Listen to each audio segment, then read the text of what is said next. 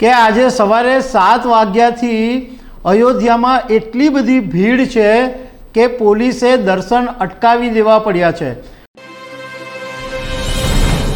નમસ્કાર દર્શક મિત્રો, ગઈકાલે એટલે કે 22 જાન્યુઆરી 2024ના દિવસે અયોધ્યાના રામ મંદિરની પ્રાણ પ્રતિષ્ઠાનો કાર્યક્રમ રંગે ચંગે પૂરો થયો અને આખા દેશની અંદર લોકોએ ઉત્સાહ મનાવ્યો અને આખો દેશ રામમય બની ગયો। રામની ભક્તિમાં બધા લોકો ડૂબી ગયા હતા અને જે રીતના રામ જન્મભૂમિ તીર્થ ક્ષેત્ર ટ્રસ્ટે કીધું હતું કે ભાઈ 23મી જાન્યુઆરીથી અયોધ્યા રામ મંદિરના રામલલ્લાના દર્શન થઈ શકશે અને દરવાજા 23મીથી ખુલશે।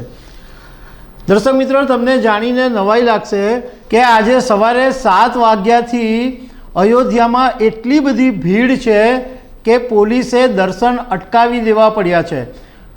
આમ છતાં ભીડ કાબૂમાં નથી રહી અને પોલીસને પરસેવો છૂટી રહ્યો છે અને આખરે જવાનોને બોલાવવામાં આવ્યા છે અને વાહનોને પણ અટકાવી દેવામાં આવ્યા છે।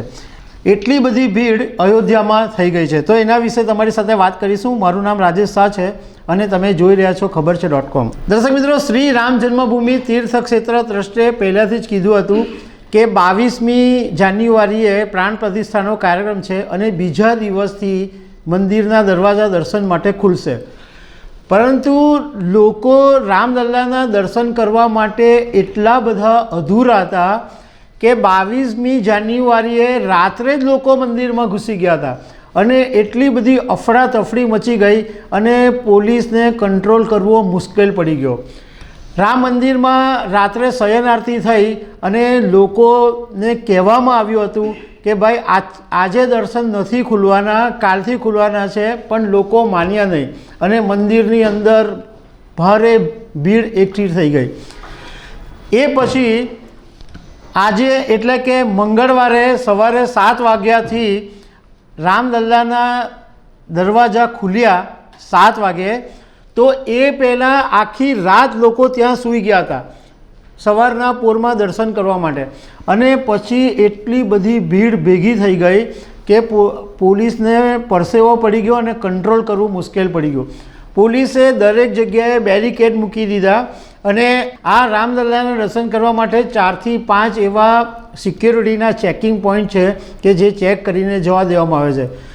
પોલીસે ભીડને કંટ્રોલ કરવા માટે દોરડા રાખવા પડ્યા, પણ કોઈ બી સંજોગોની અંદર ભીડ કાબૂમાં નથી રહી। હજારો લોકો અયોધ્યા પહોંચ્યા છે અને બસ બધાને રામલલ્લાના દર્શન કરવા છે કોઈ પણ હિસાબે। બીજી તરફ પોલીસે આ ભીડને ધ્યાનમાં રાખીને ત્યાં અયોધ્યા પાસે એક રામપથ કરીને વિસ્તાર છે, ત્યાં જ બધા વાહનોને અટકાવી દેવામાં આવ્યા છે। ત્યાંથી વાહનો આગળ જઈ શકતા નથી, તમારે ચાલતા જવું હોય તો જઈ શકો છો। હવે ભીડ એટલી બધી થઈ ગઈ કે આખરે સૈન્યના જવાનોને બોલાવવા પડ્યા અને અત્યારે જવાનો ભીડને કંટ્રોલ કરવાની કોશિશ કરી રહ્યા છે। એવું કહેવામાં આવી રહ્યું છે કે બપોર પછી બધા ફરીથી દર્શન કરવાની છૂટ આપવામાં આવશે। દર્શક મિત્રો, અયોધ્યાની અંદર ઘણા લોકોને એવું કન્ફ્યુઝન છે કે પાસ લેવા પડશે, ટિકિટના પૈસા આપવા પડશે કે એવું બધું, તો એવું જાણવા મળ્યું છે કે તમારે અયોધ્યા રામ મંદિરમાં દર્શન કરવા જવા માટે પાસ લેવાની કોઈ જરૂર નથી। એક સામાન્ય બીજા બધા મંદિરોમાં જેમ તમે ભીડમાં લાઇનમાં ઊભા રહો એવી જ રીતના દર્શન તમે કરી શકશો, પણ જો તમારે આરતી કરવી હોય તો શ્રી રામ જન્મભૂમિ તીર્થ ક્ષેત્ર ટ્રસ્ટની ઓફિસ છે, ત્યાંથી તમારે આરતીના પાસ તમે બનાવી શકશો અને એટ અ ટાઈમ એક વખતે 30 લોકો એકસાથે આરતી કરી શકશે। બીજું કે જેમ બીજા મંદિરોની અંદર તમારા મોબાઈલ હોય, પર્સ હોય કે અમુક ઇલેક્ટ્રોનિક્સ વસ્તુ હોય એ તમે મંદિરમાં લઈને નહીં જઈ શકો, તો એના માટે લોકર રાખવામાં આવ્યા છે અને એ લોકરનું પણ કોઈ ભાડું નથી। બીજું સાથે તમને રામ મંદિરની થોડીક એ વાત કરી દઈએ કે રામ મંદિરની અંદર ટોટલ 46 દરવાજા લાગવાના છે, એમાંથી 42 દરવાજા એવા હશે કે જેની અંદર 100 કિલો સોનાનું કોટેડ કરવામાં આવશે અને અત્યારે એક દરવાજો તૈયાર થઈ ગયો છે, બાકીના જે 13 દરવાજા છે એ 3 દિવસની અંદર તૈયાર થશે।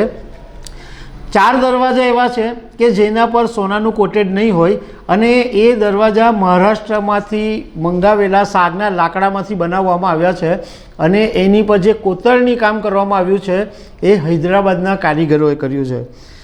તો દર્શક મિત્રો, આટલું ધ્યાન રાખજો કે અયોધ્યાની અંદર બહુ બધી ભીડ છે, તો તમે બધું જાણી અને જોઈ અને માહિતી મેળવીને પછી દર્શન કરવા જજો. પોલીસ અત્યારે લોકોને સતત વિનંતી કરી રહી છે કે પ્લીઝ વ્યવસ્થા જાળવી રાખો, પ્લીઝ શાંતિ રાખો, પરંતુ ભીડ જ એટલી બધી છે કે લોકો સાંભળવા તૈયાર નથી. તો દર્શક મિત્રો, આવી અનેક વાતો સાથે અમે તમને મળતા રહીશું. Thank you very much.